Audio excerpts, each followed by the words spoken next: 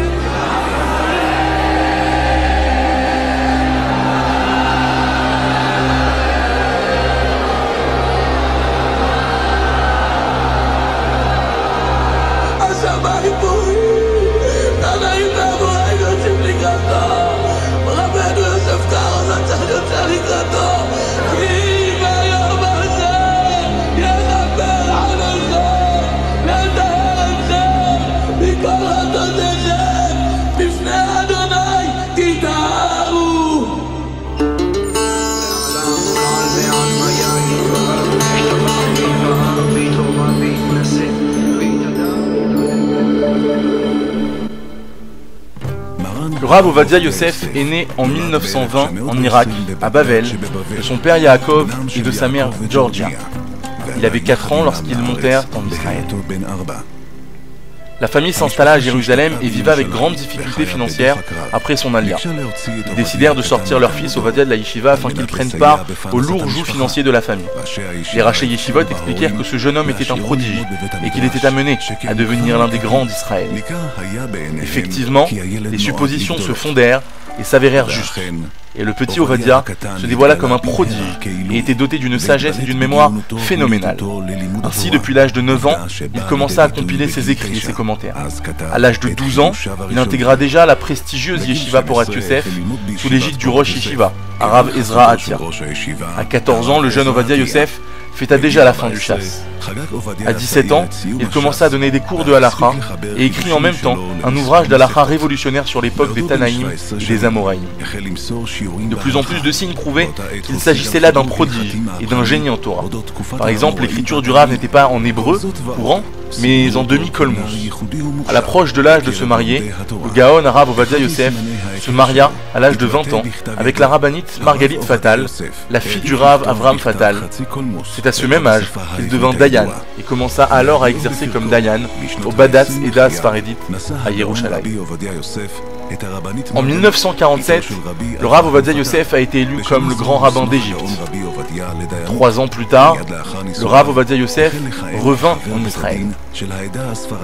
En 1967, il fut élu comme grand rabbin de Tel Aviv-Yafo et quelques temps plus tard comme grand rabbin d'Israël et comme président du Beit Din suprême. L'un des principes fondamentaux dans les décisions des lois du Rav Ovadia Yosef fut sa force d'opter pour la vie indulgente quand la halakha le permet, conformément à la tradition séfarade. Le Rav a vu dans ce principe un fondement qui lui permit de révolutionner le monde de la halakha. C'est ainsi qu'il put écrire une loi reconnaissant le judaïsme des Juifs d'Éthiopie, loi qui entraîna l'aliyah massive de la population juive d'Éthiopie et de leur permettre de retourner en Israël grâce à la loi du retour. De la même façon, les décisions d'halakha qui permettent aux femmes agounot de se remarier, ces femmes dont les maris partirent en guerre et dont on ne retrouvera jamais les corps après la guerre de Kippour. Rav Ovadia Yosef ne trouvera pas de repos, nuit et jour. Il rechercha dans les livres d'halakha et après avoir décortiqué longuement ce sujet, il put permettre chacune d'entre elles. Cette permission de la halakha permit à ces pauvres femmes de se remarier et de permettre la perpétuité du Ham Israël. Toutes les décisions, même les plus révolutionnaires, étaient toutes basées sur les fondements solides de la halakha. Dans les années 1947, avec l'accord du Conseil des sages, dont il était le président, il fut décidé de mettre en place une chaîne d'écoles, El Amarian, qui permit aux enfants de la périphérie de connaître et de retourner aux sources de nos ancêtres qui vécurent la Torah dans toute sa splendeur. Le Rav Ovadia Yosef était doté d'une mémoire phénoménale et d'un génie extraordinaire, qui lui permit, malgré son âge avancé, de tourner dans le monde entier pour dispenser la Torah dans toutes les occasions qui se présentaient à lui, par des cours, des conférences et des réunions pour transmettre la Torah au plus large public, afin d'éveiller le public quant à la nécessité d'envoyer nos enfants dans des institutions de Torah. Tout ceci était fait dans le souci d'aider le peuple juif et en s'identifiant avec les couches les plus larges du Ham Israël.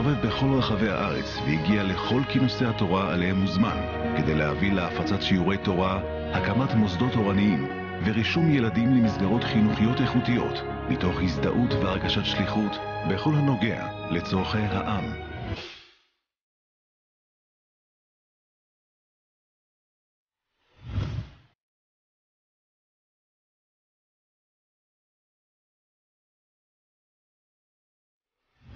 בהזדמנות הזאת שמרן המלכה הראשון לציון נמצא איתנו, חובה עלינו קודם אנחנו לסוף אותם לציבור שברוך השם נחתם חוזה להקמת ערוץ יהדות בארץ ישראל.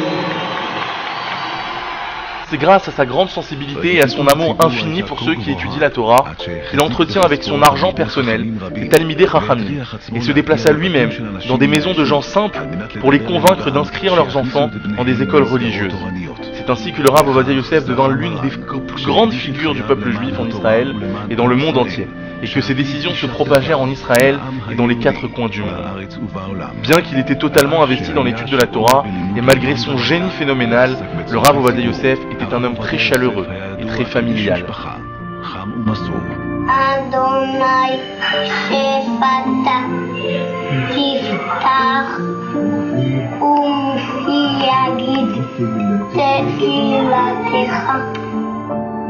טוב מאוד, קריאה טוב מאוד, חיובה טוב מאוד, שמוע טוב מאוד, הנדסה טוב מאוד, מלאכה טוב מאוד, ציור טוב מאוד, סתירה טוב מאוד.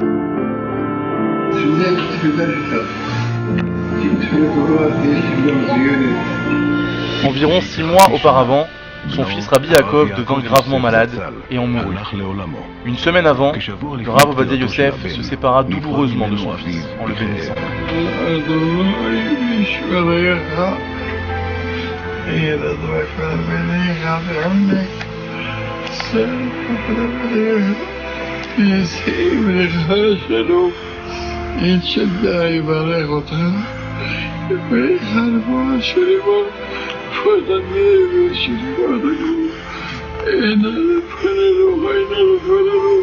אין תפילה שאני נמזכיר אותך. שמע לכם שנה טובות.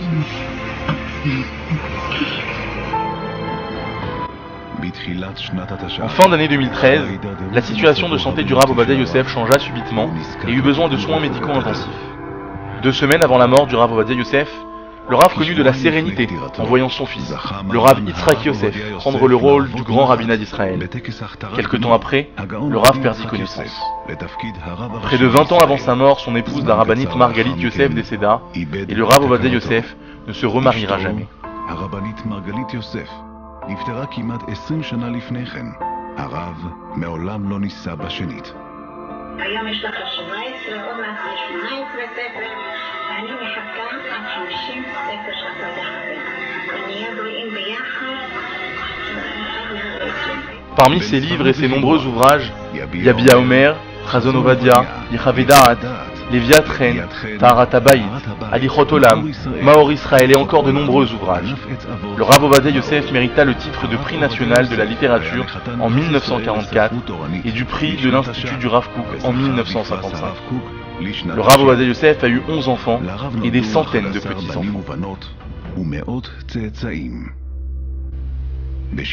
Le 7 octobre 2013, 3 Cheshvan 5773, le Rav Ovadia Yosef a quitté ce monde à l'âge de 93 ans.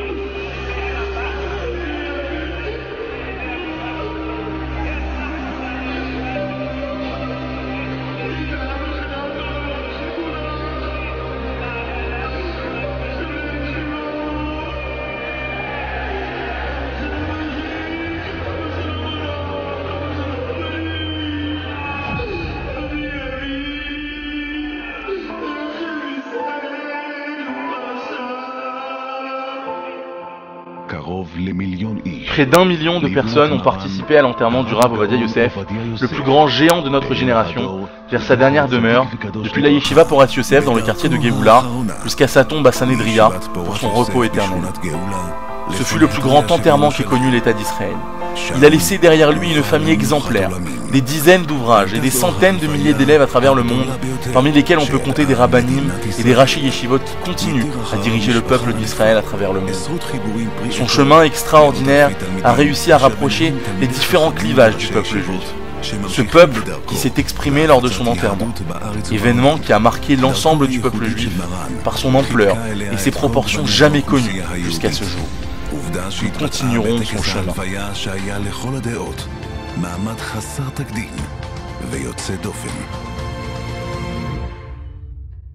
לאורו נלך.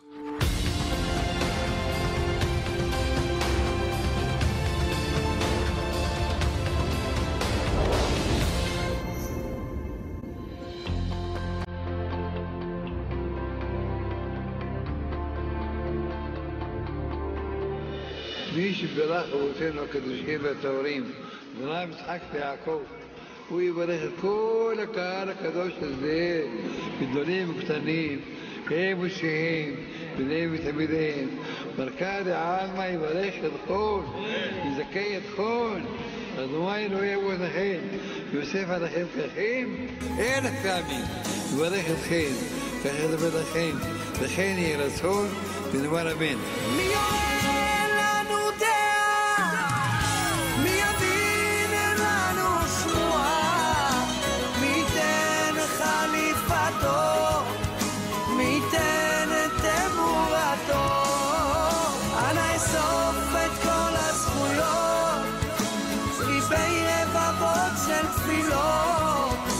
מתחננים בים של דמעות, רצוננו את מלכנו לראות.